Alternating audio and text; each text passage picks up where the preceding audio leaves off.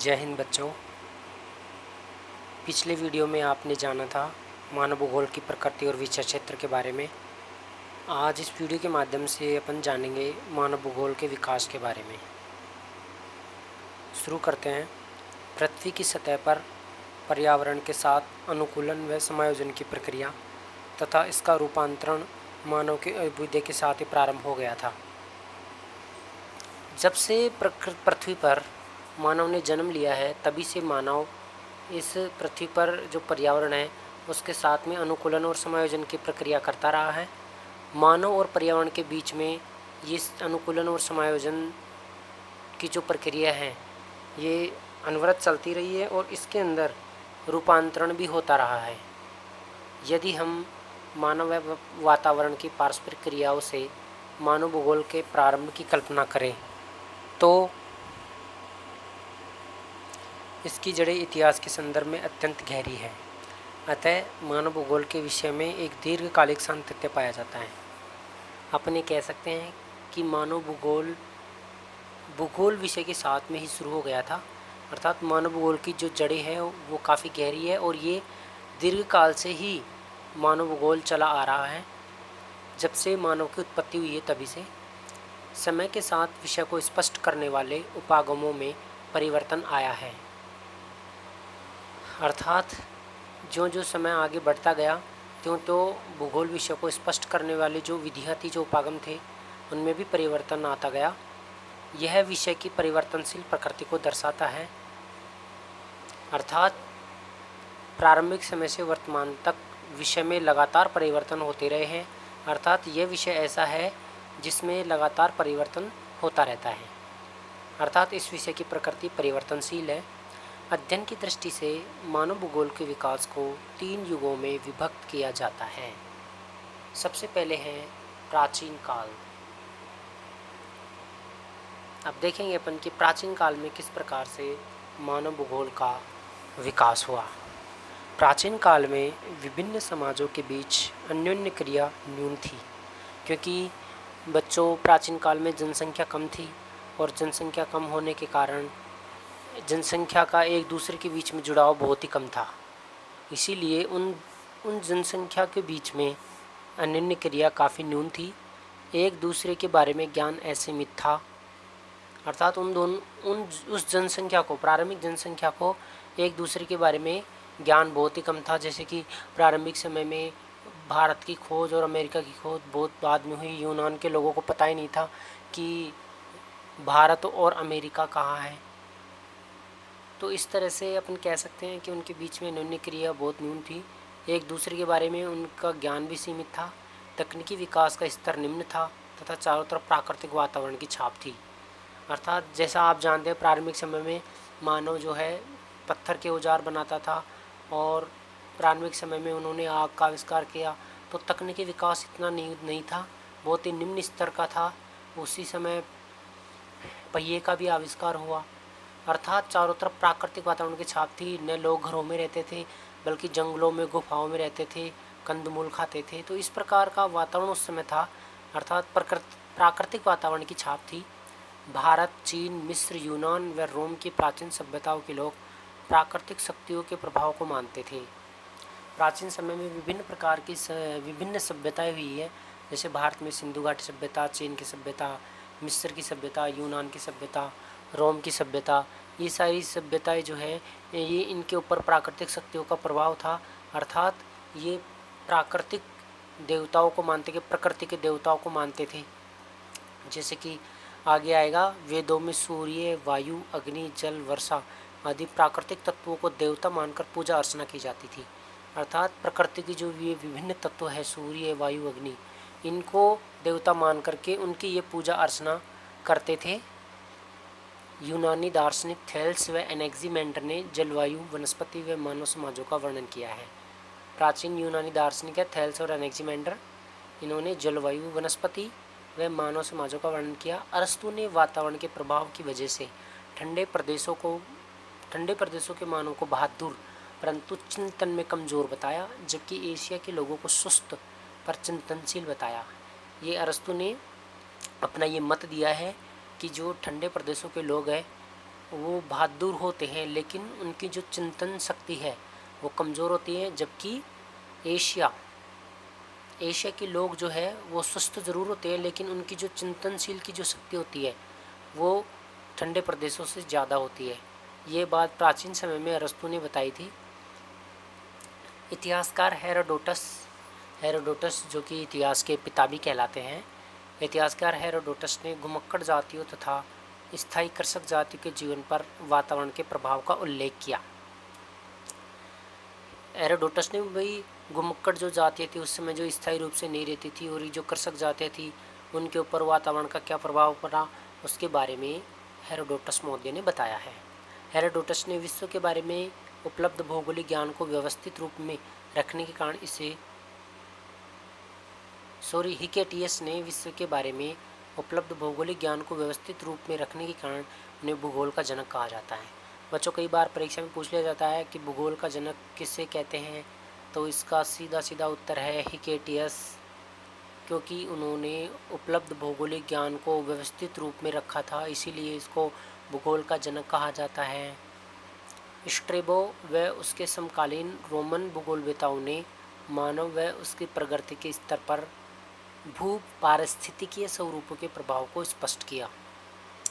Strabo एक बहुत बड़े भूगोलवेता रहे हैं, और उसके समकालीन जो भी रोमन भूगोलवेता है उन्होंने भी मानव और उसकी प्रगति के स्तर पर भू पारिस्थितिकीय स्वरूपों के प्रभाव का स्पष्ट किया, अर्थात मानव को, और मानव ने जो प्रगति की उस प्रगति पर वातावरण का जो प्रभाव है, पारिस्थितिकी का जो प्रभाव है, उसको स्ट्रेबो ने स्पष्ट किया है कि किस प्रकार से मानव ने प्रगति की और उन पर किन किन पारिस्थितिकीय या पर्यावरण का किस प्रकार प्रभाव पड़ा, या भू पारिस्थितिकी का किस प्रकार प्रभाव पड़ा। तो बच्चों, ये था अपना प्राचीन काल में मानव भूगोल का विकास। अगला बिंदु है अपना मध्यकाल। मध्यकाल में किस प्रकार से मानव भूगोल का विकास हुआ। तो मध्यकाल में बच्चों थोड़ी सी इसके विकास में तेज़ी आई थी, क्योंकि कई सारे तकनीकी ज्ञान और दक्षता के कारण और एक दूसरे देशों में नौ संचालन के कारण आवागमन बढ़ गया था, और एक दूसरे देशों में व्यापार भी होने लग गया था, जिसके कारण इस मध्यकाल में मानव भूगोल का विकास तेज़ी से हुआ। तो इसके बारे में पढ़ते हैं। इस काल में नौ चालन संबंधी कुशलताओं व अन्वेषणों तथा तकनीकी ज्ञान व दक्षता के कारण देशों तथा लोगों के विषय में मिथक व रहस्य खुलने लगे। अर्थात इस काल में एक तो क्या हुआ कि नौ चालन संबंधी कुशलताओं, अर्थात एक तो नावें बन गई थी और नावों को चलाने के लिए लोग कुशल हो गए थे, अर्थात नाव चलाने में दक्ष हो गए थे। वह अन्वेषणों तथा तकनीकी ज्ञान व दक्षता के कारण एक लोग जो है लोगों के अंदर तकनीकी ज्ञान भी विकसित हो गया था, तकनीकी ज्ञान भी आ गया था, और वो एक स्थान से दूसरे स्थान पर जाकर किसी भी चीज़ का अन्वेषण करने में भी वो दक्ष हो गए थे, और जिसके कारण वो एक देश से दूसरे देश में जाने लगे। और जो उस प्राचीन काल के अंदर एक देश से दूसरे देश के बारे में जो मिथक थे, लोगों के वहाँ जाकर देखने के कारण वो मिथक खुलने लगी। जैसे कि प्राचीन काल में यूनानी लोग ये जानते थे कि पृथ्वी गोल है, और अगर इसके पश्चिम से चक्कर लगा करके जाएंगे तो भारत आएगा, लेकिन उनको क्या पता था कि बीच में उत्तरी अमेरिका और दक्षिण अमेरिका का भूभाग भी है। तो इस नावों के कारण जब ये जाने लगे लोग, तो उससे ये जो मिथक थे, ये जो रहस्य थे, ये खुलने लग गए थे। उपनिवेशीकरण और व्यापारिक रुचियों ने नए क्षेत्रों में खोजों व अन्वेषणों का विश्व ज्ञानकोशीय विवरण प्रकाश में आया। जैसा कि आप सबको पता है, उपनिवेशीकरण यूरोप के जो देश थे, विभिन्न देश थे, जिसमें फ्रांस है, डेनमार्क है, ब्रिटेन है, इन्होंने विश्व के कई राष्ट्रों को अपना उपनिवेश बना लिया था, और वहाँ पर उपनिवेश बना करके वहाँ पर ये व्यापार करने लग गए थे। व्यापार करने के साथ साथ में नए नए क्षेत्रों की इन्होंने खोज की, वहाँ अन्वेषण किया उन देशों में जा कर के, जिससे विश्व का जो ज्ञान है वो प्रकाश में आया। विश्व का जो ज्ञान है, लोगों का एक दूसरे देशों के बारे में जानने को मिला, और एक विश्व का जो ज्ञानकोशीय विवरण प्रकाश में आया। इस काल में अन्वेषण, विवरण व प्रादेशिक विश्लेषण पर विशेष जोर रहा। प्रादेशिक विश्लेषण में प्रदेश के सभी पक्षों का विस्तृत वर्णन किया जाता है, अर्थात एक देश विशेष को आधार मान करके उस देश के बारे में विस्तृत वर्णन किया जाने लगा। मत यह था कि सभी प्रदेश पूर्ण इकाई व पृथ्वी के भाग हैं। इस प्रदेशों की समझ पृथ्वी को पूर्ण रूप में समझने में सहायता करेगी। इस प्रदेशों की समझ पृथ्वी को पूर्ण रूप से समझने में सहायता करेगी, अर्थात मध्यकाल में किसी भी पृथ्वी के विभिन्न देशों को एक प्रदेश मान करके उनका वर्णन करना और उनके वर्णन के आधार पर पूरी पृथ्वी को समझना, ये प्रादेशिक भूगोल था।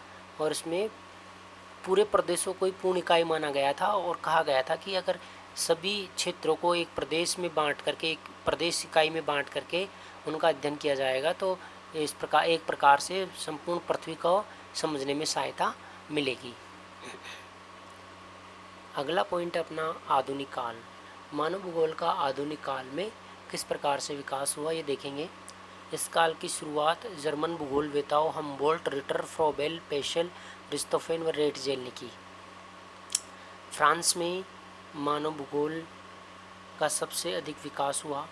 बच्चों ये इम्पोर्टेंट है कि किस देश में मानव भूगोल का सबसे अधिक विकास हुआ, तो इसका उत्तर है फ्रांस। फ्रांस में मानव भूगोल का सबसे अधिक विकास हुआ आधुनिक काल में।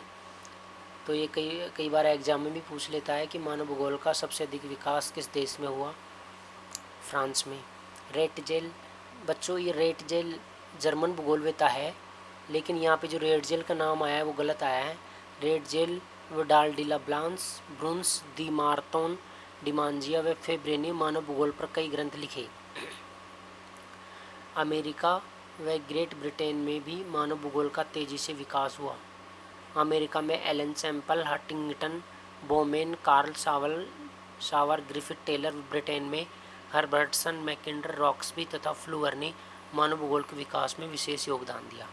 अब इनमें से बच्चों एक प्रश्न बनता है कि अमेरिका के मानव भूगोलवेता कौन कौन हैं, तो Ellen Semple, Huntington, Bowman, Carl Sauer, Griffith Taylor.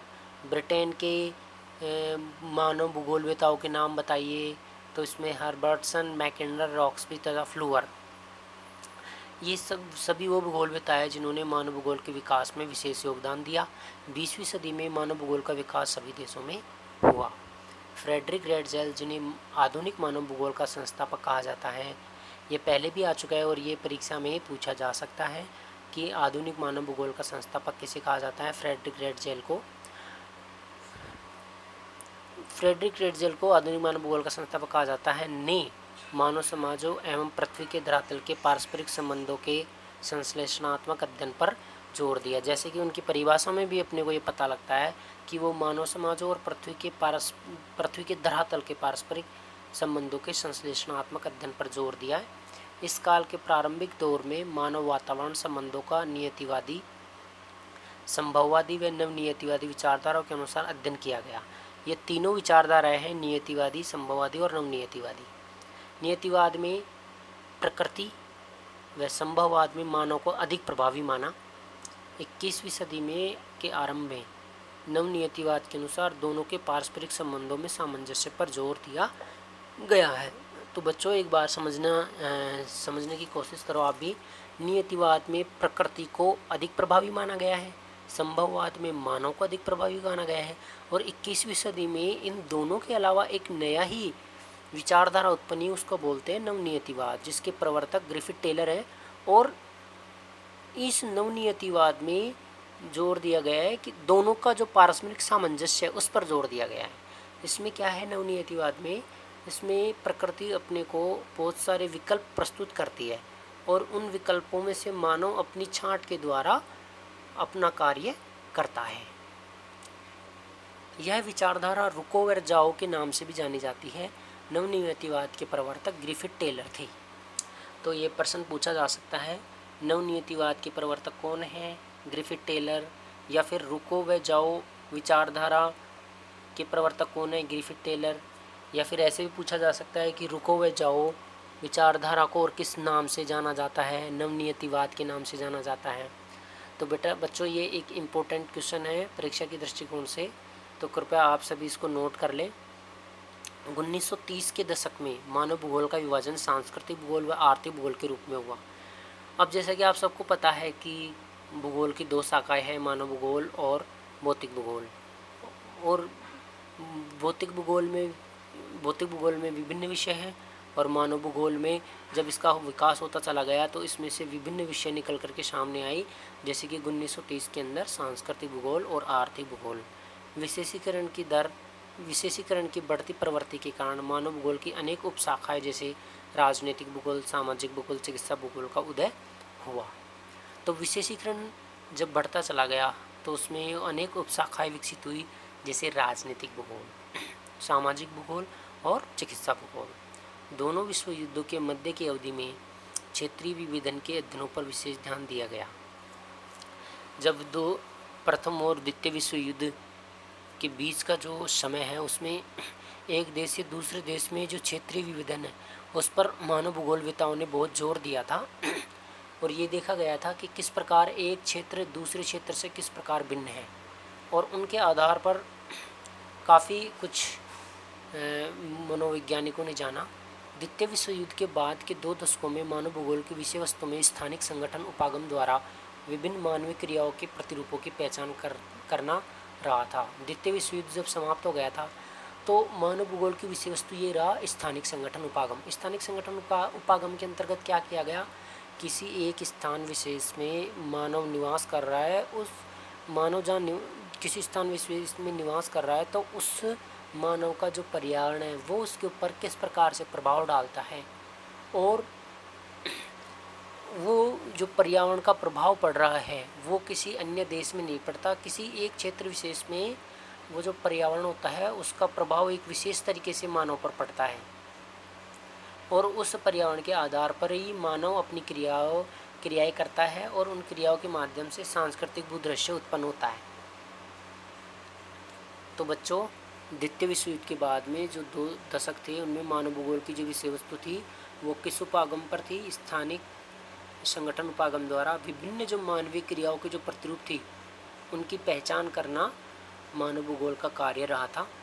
मात्रात्मक क्रांति से उत्पन्न असंतुष्टि के चलते 1970 के बाद मानव भूगोल में अनेक दार्शनिक विचारधाराओं का प्रभुत्व रहा।